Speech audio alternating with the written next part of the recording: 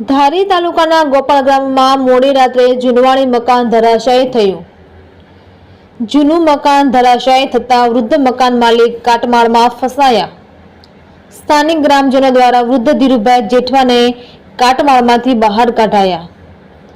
108 મારફત સારવાર અર્થે લઈ જવામાં આવ્યા। ઘટનાની જાણ થતાં તંત્રની ટીમ ઘટના સ્થળે પહોંચી ઈજાગ્રસ્ત ધીરુભાઈને સારવાર અર્થે લઈ જતા તે દરમિયાન મોત નીપજ્યું।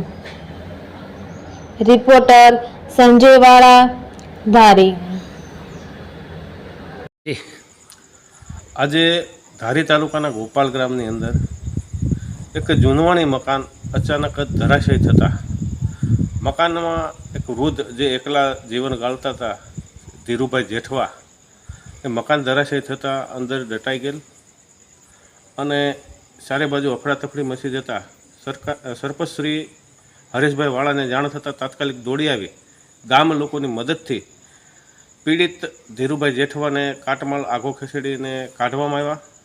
જે લોહી લુહાણના હાલતમાં હતા તેમને તાત્કાલિક 108ને જાણ કરી સારવાર અર્થે હોસ્પિટલમાં મોકલવામાં આવ્યા છે। આ મકાન મોડી રાત્રે આજે ધરાશયી થયું હતું અને જર્જરિત મકાન હતું।